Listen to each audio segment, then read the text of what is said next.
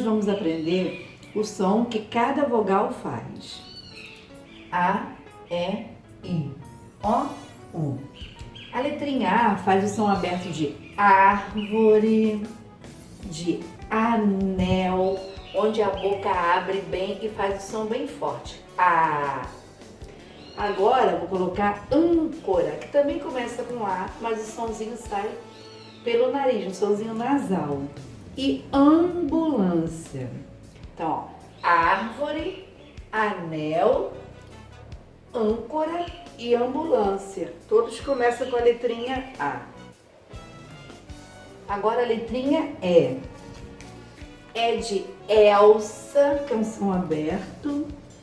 Um somzinho mais fechadinho de escada, escova e o somzinho nasal, que sai pelo nariz de empada. Então, Elsa, som aberto, escada e escova, o somzinho fechado, a boquinha abre menos, então o som sai mais baixinho. E empada, o som nasal. Agora a letrinha I. I de ilha, que é um som aberto, a boca abre e faz um som forte. Ilha. De ioiô, que também é um som aberto.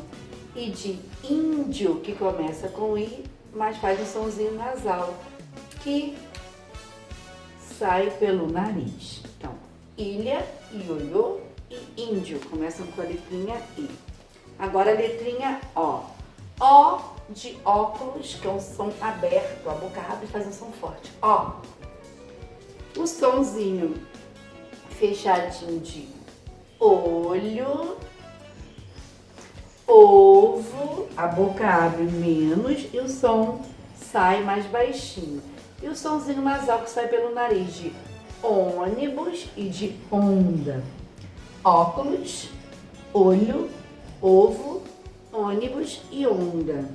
Agora a letrinha U. U de uva, que é um som aberto.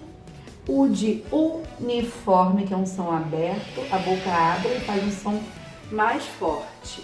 E o somzinho nasal de de unha e de de Então, uva, uniforme, unha e Esses são os sons que as vogais fazem